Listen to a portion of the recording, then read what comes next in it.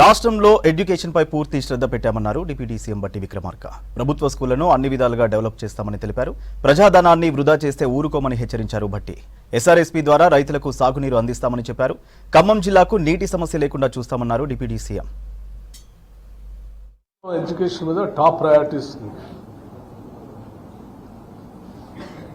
చాలా ఫోకస్డ్గా బడ్జెట్ని ఎంత అవసరమైతే అంత ఖర్చు పెట్టడానికి కూడా సిద్ధంగా ఉంది. అమ్మ ఆదర్శ పాఠశాలలు తీసుకొని ఇప్పటికే పాఠశాలన్నింటినీ కార్పొరేట్ స్కూల్స్తో సమానంగా ఉండేటట్టుగా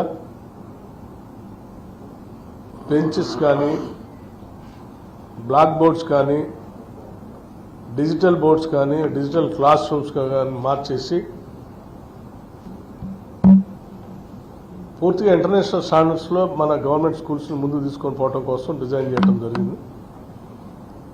ఆ కార్యక్రమంలో భాగంగా ఈరోజు మొట్టమొదటి రోజు స్కూల్స్ ఓపెనింగ్ సందర్భంగా మొదటి రోజే బుక్స్ అన్నింటినీ పిల్లలకి విద్యార్థులకు అందించే కార్యక్రమాన్ని కూడా చేయడం జరిగింది. ఓపెనింగ్ మొదటి రోజే పిల్లలందరికీ యూనిఫామ్ అందించే కార్యక్రమం కూడా చేయడం జరిగింది.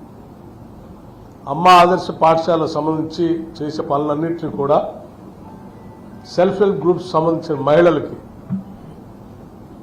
బాధ్యతలు అప్పచెప్పి ఆ తల్లుల పిల్లల బంగారు భవిష్యత్తు కోసం పనిచేసేటట్టుగా రాష్ట్ర ప్రభుత్వం నుంచి పూర్తి సహాయ సహకారాలు అందించేటట్టుగా నిర్ణయాలు చేయడం జరిగింది. భవిష్యత్తులో రాష్ట్రంలో రెసిడెన్షియల్ స్కూల్స్ సంబంధించి ఇంటిగ్రేటెడ్ రెసిడెన్షియల్ స్కూల్స్గా మార్చడానికి 4-5 స్కూల్స్ అన్నింటినీ ఒకటే దగ్గర పెట్టి కట్టడం కోసం కావాల్సిన ల్యాండ్స్ అన్నింటినీ కూడా ఐడెంటిఫై చేయండి అని చెప్పడం కూడా జరిగింది. జిల్లాలో ఉన్నటువంటి అన్ని శాసనసభ నియోజకవర్గాల్లో ప్రభుత్వ పరంగా భూములు 10 ఎకరాల నుంచి 20-25 ఎకరాల వరకు ఎక్కడ వీలున్నా అక్కడ ఐడెంటిఫై చేస్తే ఆ శాసనసభ నియోజకవర్గాల్లో ఎవరు ముందుగా ల్యాండ్ ఐడెంటిఫై చేసిస్తారో ఆయా శాసనసభ నియోజకవర్గాల్లో ఇంటిగ్రేటెడ్ రెసిడెన్షియల్ స్కూల్స్ని వెంటనే ఫౌండేషన్ స్టోన్ వేసి బిల్డింగ్ పనిచేసే విధంగా స్టార్ట్ చేసే విధంగా కూడా ఆలోచన చేయడం జరిగింది. భవిష్యత్తులో ఈ ఇంటిగ్రేటెడ్ రెసిడెన్షియల్ స్కూల్స్తో పాటు ప్రభుత్వ పరంగా మేము అనౌన్స్ చేసినటువంటి ఇంటర్నేషనల్ స్కూల్స్కి సంబంధించి తెలంగాణ పబ్లిక్ స్కూల్స్గా నామకరణం చేశాం. అది గత బడ్జెట్ సమావేశాల్లో కూడా ఓటాన్ అకౌంట్ బడ్జెట్లో కూడా మేము బడ్జెట్లో పొందుపరిచాం.